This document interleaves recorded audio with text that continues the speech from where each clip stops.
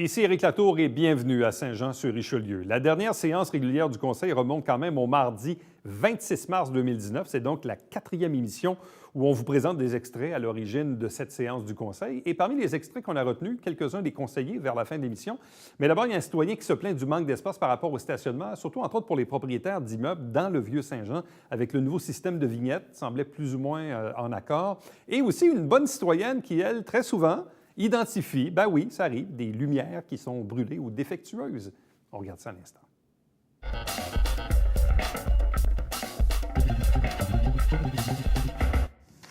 Bonsoir, M. le maire et les députés. C'est ça. Moi, c'est parce que, premièrement, sur la 5e et 1er rue, je ne sais pas c'est quoi qui se passe là, mais ça fait longtemps que les lumières ne sont pas fonctionnelles encore. Au point de... 5e rue, 1er rue. 5e avenue, 1er rue, excusez. En avant des glaces, là. 5e avenue. Au point de la 5e avenue. OK. Oui, je sais pas, ça fait longtemps ils mettent les lumières rouges comme stop, là. Ils font flasher les lumières rouges comme stop. Ça fait au moins trois semaines là, que je me suis aperçu que c'est pas encore fonctionnel. Je sais pas quand est-ce qu'ils vont fonctionner.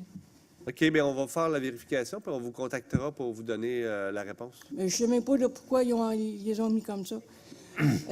Puis, aussi, je voulais savoir, au niveau de Saint-Jacques séminaire, la lumière qui est là pour traverser où est-ce qu'il y a le pont, là.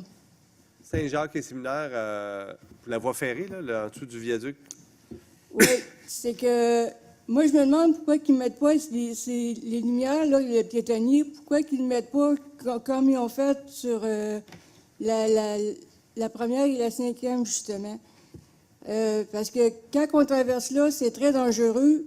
Il y a un côté qui est moins dangereux, mais si on traverse le côté du pont, on est fait parce que les autos tournent continuellement. Là. Les autos, ils montent le pont, puis... Donc, ce que vous souhaitez, c'est que la solution, ce serait quoi, selon vous? Les mettre comme ils ont fait sur la 5e et première. Quand on pèse les pitons, il n'y a plus personne qui avance. OK. On va soumettre votre requête au comité de circulation. Et je ne l'ai pas mis sur requête, mais sur McDonald's, Oui. devrait faire la même chose parce que le terre-plein qu'on a à traverser, il est trop long. Et, Au point de McDonald's et Séminaire? il est trop long. Et quand on arrive au deuxième terre-plein, les autos, ils tournent, là, même s'ils ne sont pas droits, ils tournent quand même parce que le bonhomme, il ne dure pas assez longtemps.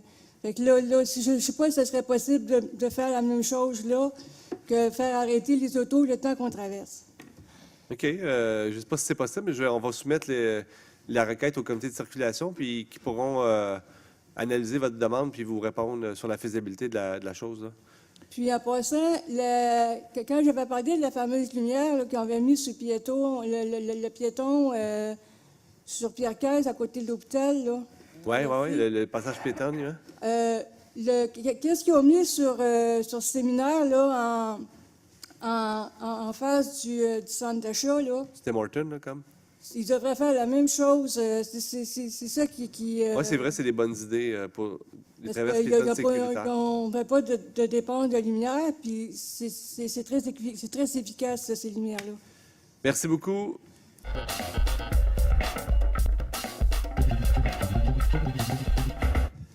Bonsoir, M. Boucher. Bonsoir. Pas bien? Très bien, vous? Eh oui. Bon, moi, j'ai entendu là, au dernier article 512.7.3 pour l'achat pour les taxes. Je veux savoir si j'ai bien compris que la Ville va avoir le droit de bêter par-dessus le monde. Non. 7.3, vous dites? Oui. C'est ça que ça voulait dire? Vous parlez du point 7.3, excusez-moi, je pense que... Oui, c'est ça. Pour l'achat pour les taxes, les reprises pour les taxes. Non, la municipalité ne va pas rebiter par-dessus les citoyens. OK, c'était pas ça que j'ai compris. Non. Ah, OK, c'est bon parce que je trouvais ça Puis c'était quoi Ça, sa finalité, d'abord? c'est la dernière Oui. séance, hein? Oui. C'était pas aujourd'hui. Non, là. non, c'est la OK, dernière ça, vous séance. mélangez. Aujourd'hui, vous n'avez reparlé, là, Ouais. pas longtemps, là, puis j'ai pas compris exactement ce que ça voulait dire. Mais on n'a pas parlé de ça spécifiquement ce soir. Non, Je non, pense à pas la dernière spécifiquement, réunion. oui. On avait nommé, c'est une procédure, là, quand on a des comptes non payés, Oui. il y a une procédure qui est enclenchée pour vendre pour taxes, mais Oui. souvent, ce qui arrive, c'est que les propriétaires vont acquitter leur montant avant d'arriver là, évidemment, Oui. pour pas perdre leur propriété. Là. Oui. Puis, c'était quoi ça disait, la greffière, elle va avoir un... Mais c'est une procédure légale. Il faut publier la liste, envoyer des avis à tous les propriétaires. Donc, dans le fond, c'est juste une procédure légale que la municipalité devait OK, parce suivre, qu'avant, là. la personne pouvait aller bêter jusqu'à quasiment la journée même. Puis là, ça va être avant qu'il publie. Je pense pas que M. Lapointe, je pense Les gens ont jusqu'au moment de la vente pour payer le taxe. mais ça n'a pas changé, la procédure n'a pas changé. Seulement pas, non. Après ça, ils ont du temps aussi pour payer le taxe. C'est la même procédure qu'il y avait jadis. là. Il n'y a rien de changé. Juste après ça, parce que M. Lapointe a dit jusqu'aux taxes, mais après ça, ils ont du temps après qu'il ait été Ils ont un an. terrain pour payer. Ils ont presque un an. Ben, ils ont un an pour Oui. racheter. Là. L'immeuble Pour n'est pas racheter. vendu, mais ils ont un an pour racheter. Ouais, c'est ça. OK. C'est bon. Mon autre question, c'est les stationnements. Ouais. Au centre-ville ou. Ben, partout, parce que, ben, centre-ville, premièrement, ils ont dépensé beaucoup d'argent, la ville, pour faire du stationnement, Foch, là, puis tout ça, là, tout rénover ça, là. Puis ça l'a enlevé du stationnement quand ils ont fait ça. Puis là, à cette heure, vous voulez mettre des vignettes pour qu'on paye pour le stationnement. Puis c'est pourquoi qu'on va payer pour du stationnement, alors que moi, ça fait 20 ans que je paye des taxes ici, puis que mes infrastructures sont payées, puis les infrastructures, on les repaye, puis on les repaye. Puis comment ça se fait qu'on va payer pour se stationner dans nos rues? Je comprends pas. Je comprends votre préoccupation. Puis, dans le fond, ce qu'il faut comprendre, c'est que le montant d'argent qui est chargé pour le stationnement, c'est pas l'objectif de la ville, ce n'est pas de faire fortune ou de faire de l'argent avec ça. Dans le fond, la tarification, c'est une façon de gérer les stationnements. Est-ce qu'il existe d'autres façons de gérer les stationnements qu'une tarification? La réponse est oui. Mais le conseil parle par résolution, puis le conseil décide d'aller dans cette voie-là pour gérer les stationnements. OK. Fait qu'on va aller arracher un peu d'argent encore. Malheureusement, moi, c'était pas nécessairement mon option numéro 1. J'avais proposé, moi, une option qui était justement gratuite pour les citoyens. Mais là, actuellement, on est en période de rodage. Il y a des petits ajustements à gauche puis à droite. Donc, si vous avez des irritants à titre de citoyens ou de commerçants ou de travailleurs ou de clients du Vieux-Saint-Jean, bien, je vous invite à nous les communiquer, nous les transmettre, puis qu'on puisse peut-être éventuellement amener des petits ajustements là, pour la gestion de notre stationnement. OK? Parce que on n'a pas beaucoup de stationnement déjà. Là. Je suis propriétaire d'un 4 logis, puis j'ai un stationnement pour 4, 5,5.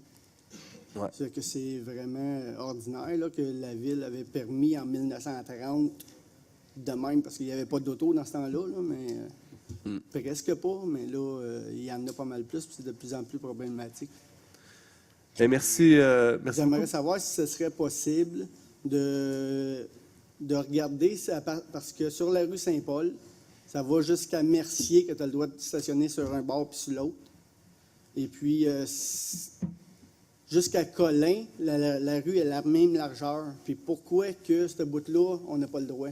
J'aimerais ça savoir. Quel bout exactement? À partir de Mercier jusqu'à Colin sur la rue Saint-Paul. On n'a pas le droit de stationner un bord puis l'autre bord en période de déneigement, là. Est-ce que quelqu'un peut répondre? Ou? Oui, il y a un désalignement de rue. Oui. Et c'est déjà assez dangereux, cette insertion-là, Mercier-Saint-Paul. Et vous savez, là, quand vous pensez à Mercier, là, il y a un désalignement de rue comme ça. Et permettre du stationnement viendrait certainement nuire à la visibilité qui est déjà difficile. C'est la même visibilité que l'été, là, qu'il y ait un auto là ou pas. Quand c'est le la- voiture est plus OK. en tout cas. Bien, merci beaucoup, M. Boucher. Demander au comité de circulation. Merci.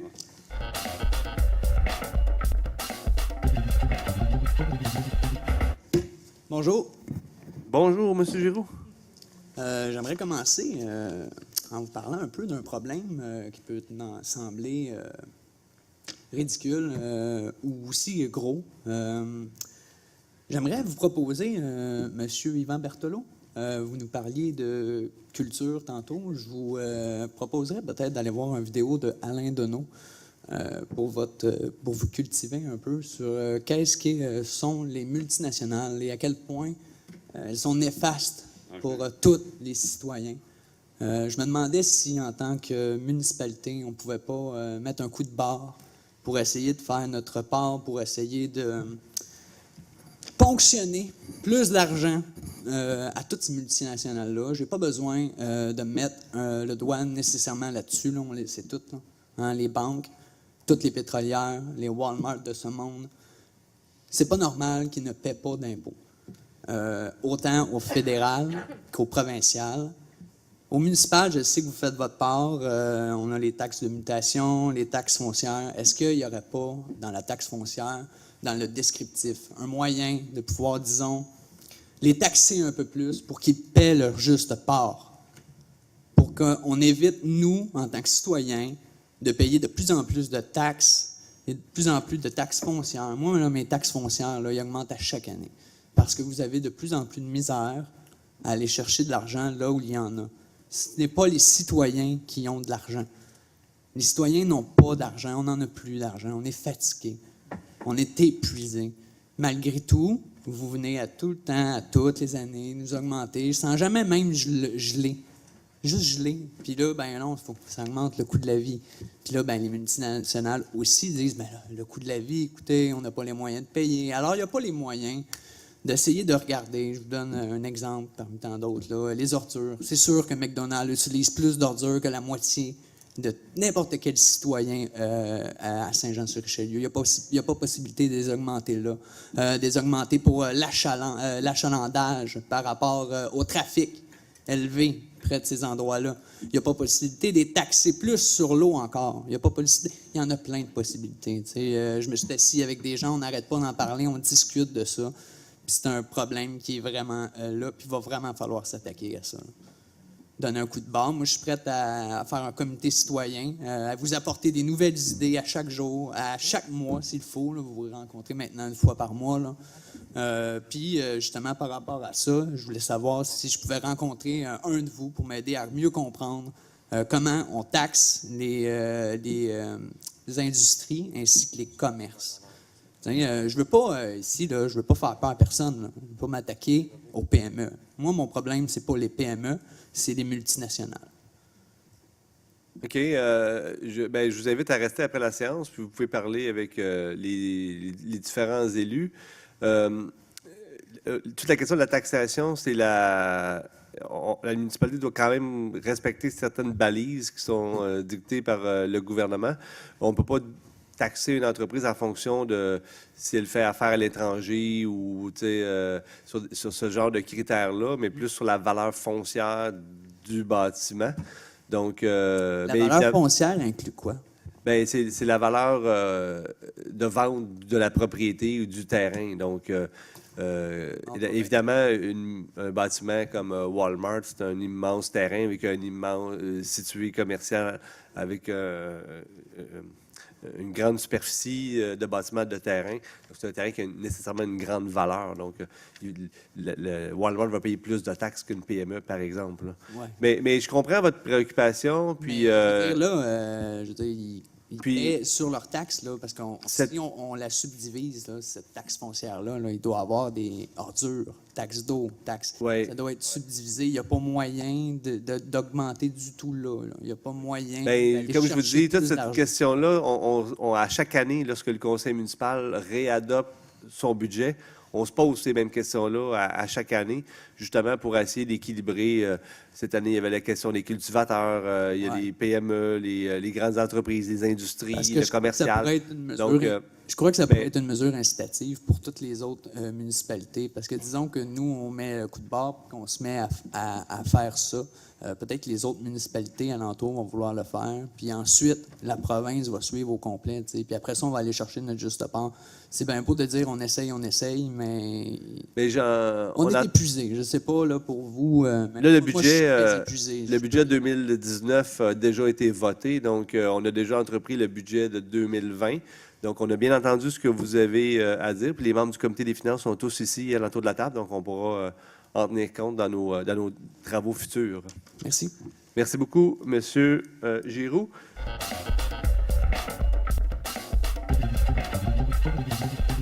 Merci, M. Auger. Mme Marcoux? Oui, juste 2-3 petits points. La première des choses, oui, effectivement, je me suis joint au comité sur le bruit à l'aéroport. Beaucoup de gens ne savent pas, mais mon quartier, le Petit-Bernier, est touché. Effectivement, plusieurs citoyens sont touchés par le dossier de l'aéroport, le bruit.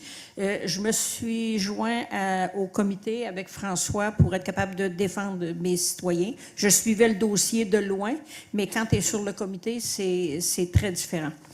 Sois assuré, François, que si tu veux une résolution pour dire qu'il n'y a pas d'école de pilotage, tu vas avoir mon appui. C'est certain. On a fait mention ici qu'il n'y avait pas d'élus, il n'y avait pas de conseillers au comité de vigilance. C'est très simple. C'est parce que je l'ai su à la dernière minute. Et en plus, on avait un comité consultatif d'urbanisme ce soir-là. Fait qu'on ne peut pas se cloner. C'est impossible. Tout à l'heure, Mme Mété, vous avez posé une question à savoir, le comité plénier, c'est confidentiel. C'est écrit où, ça? Eh bien, c'est écrit dans le règlement 1699, article 14. C'est clair, c'est écrit.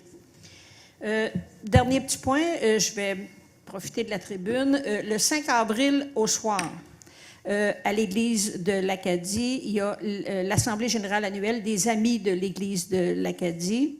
C'est à 19h30. C'est un bel événement pour ceux qui sont attachés au patrimoine et tout. Le comité qui travaille à sauvegarder ce bâtiment-là et à le restaurer fait état de ses états financiers et également parle de ce qu'on a fait en 2018 et ce qui s'en vient pour 2019. Je dois vous dire que c'est des gens qui travaillent très fort pour essayer de restaurer et de conserver ce patrimoine qu'on a à l'Acadie. C'est tout. Merci.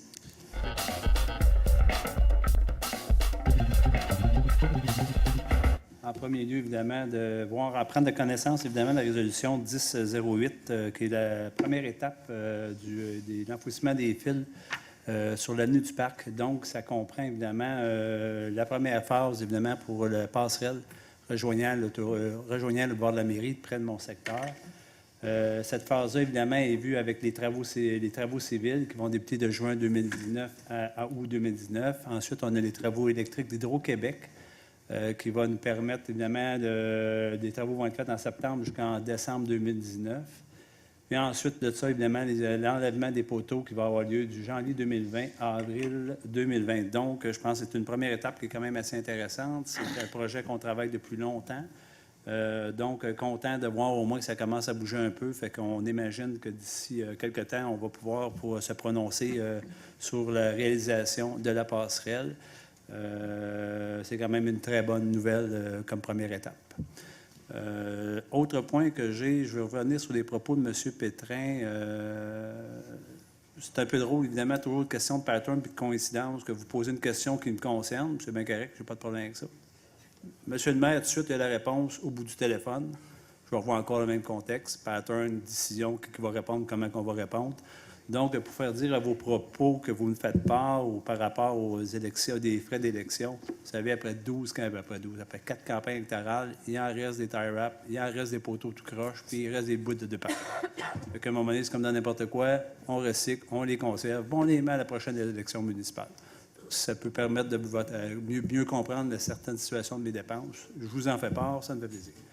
Donc, pour les autres points, je n'ai pas d'autres choses. Simplement, M. Trahan a quitté, mais je lui souhaite sincèrement une belle réussite pour son prochain événement d'aventure. Je pense que c'est un homme qui est très passionné, donc je lui souhaite vraiment une très bonne réussite et de bonne chance.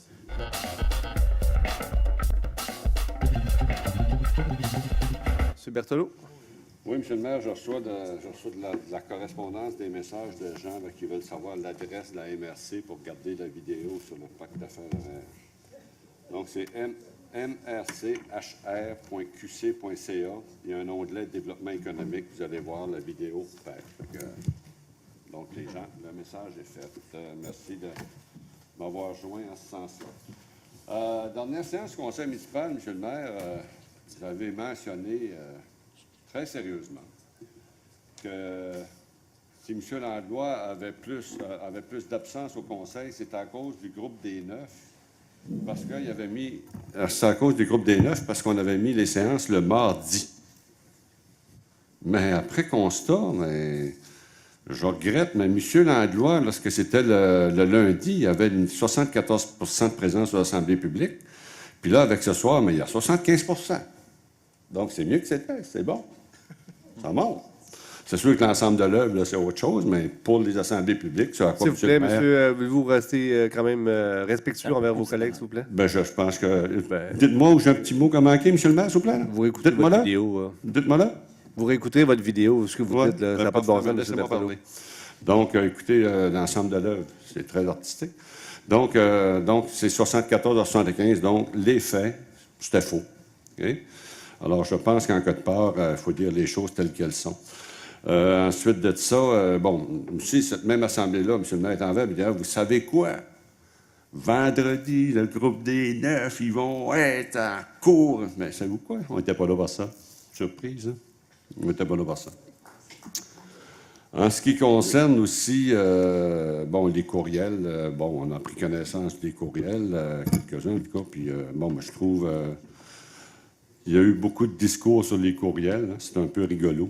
Fait que ce que je veux tout de même féliciter les gens parce que ce sont des propos professionnels qu'ils ont tenus. Personne n'a eu d'écart, si on peut dire, de langage, de vocabulaire, ou a été irrespectueux.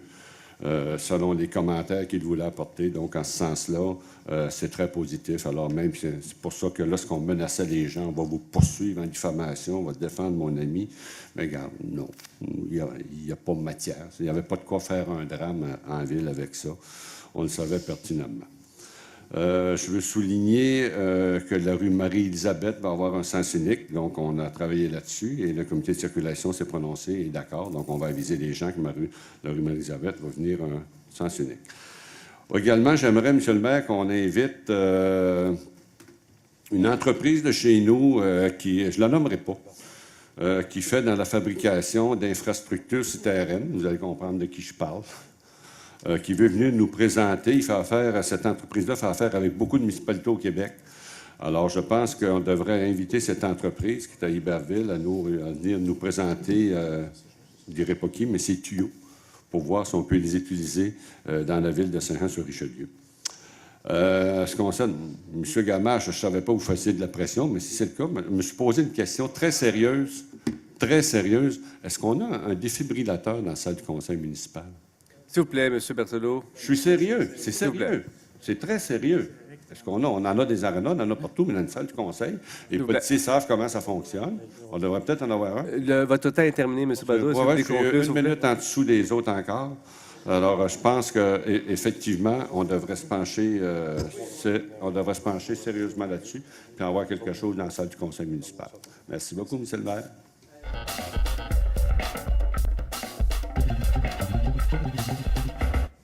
Je suis bouche bée. J'en fais demande, le défibrillateur. Oui, mais la démocratie. On vit dans un système démocratique où est-ce que la majorité l'emporte. Si la majorité fait coalition, c'est plus bien de la démocratie. Ça devient condescendant. Un peu. Juste à revoir que certains propos de mon confrère ici. Je te remercie beaucoup d'avoir pris le temps de faire une étude à mon égard. Mais il y aurait peut-être plein de questions personnelles que tu aurais pu te poser sur les raisons pour lesquelles M. Laplante a fait ces commentaires-là. Juste pour vous rappeler, dans certaines situations, il y a des citoyens tantôt, et j'ai vraiment aimé ce que vous avez dit. Nous sommes conseillers municipaux, c'est tout. On est élus par la population et les propriétaires de cette ville sont les citoyens. Jouer ici au grand maître, au grand roi, au roi Telet, je suis désolé, mais ça fait un peu, v'là 30 ans. C'est un peu vieux, ça. Il faut faire confiance à l'intelligence de nos citoyens, il faut être à leur écoute, puis c'est eux autres pour la ville de demain, non pas nous autres. Puis lorsqu'on voit que la démocratie décide sur certaines décisions, que ce soit, puis vous le voyez ce soir, vous le voyez dans plein de cas, ça fait un peu drôle et j'espère que la population va en être consciente. Et à vous, après, de faire vos choix lorsque ce sera le temps. Je veux parler d'un deuxième point ce soir, que je ramène constamment, mais pour moi, il reste encore important qu'on se pense sur la raison au niveau de la sécurité, au niveau de nos enfants.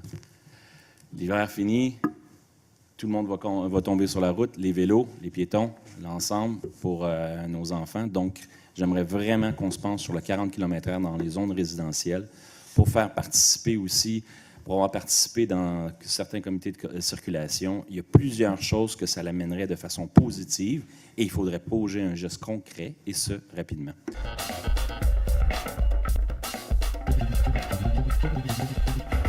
Bonsoir tout le monde. Juste un petit point. Ça concerne encore le boisé Normandie. Monsieur Côté, je ne suis pas certaine que vous parliez de ce boisé-là au parc quand vous parliez d'un coût d'au-dessus de 200 000 $ pour faire des sentiers. C'est 144 000 $, le 144 293, mais il n'y a pas juste des sentiers, une replantation, réaménagement avec de l'électricité aussi. Fait que je pense que ça justifie le 144 000. Un autre commentaire aussi concernant le déchiquetage qui a été fait dans ce boisé-là.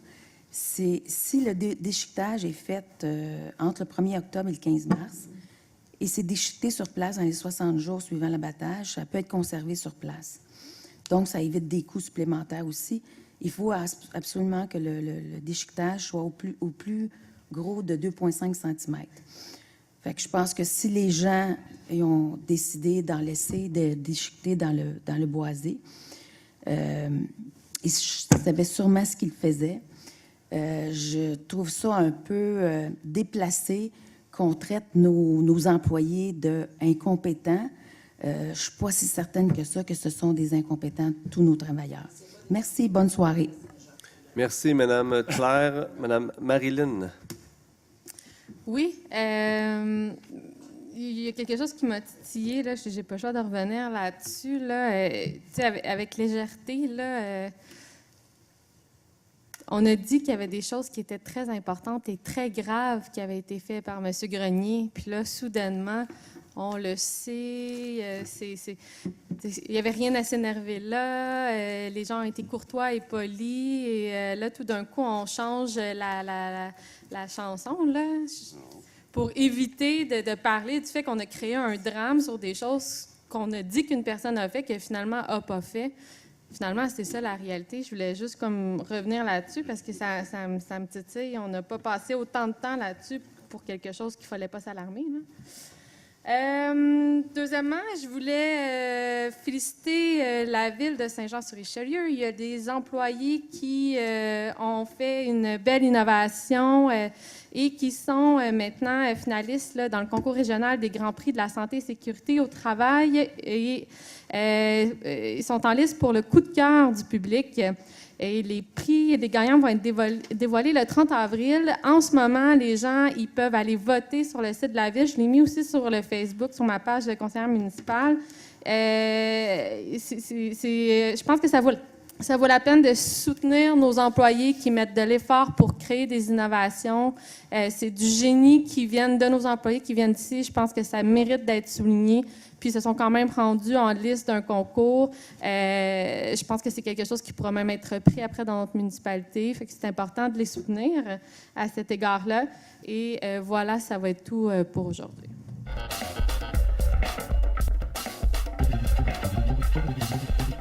Merci d'avoir été là. On se fixe rendez-vous la semaine prochaine alors que nous allons vous présenter de nouveaux extraits vraiment tout neufs, car mardi prochain, bien sûr, il y a une séance régulière du Conseil. Il va s'en suivre dans les semaines suivantes, évidemment, de nouveaux extraits qu'on va vous présenter ici même à l'émission. Entre-temps, si vous désirez nous écrire, faites-le par courriel Éric Latour en un mot à commercial.tvhr9.com.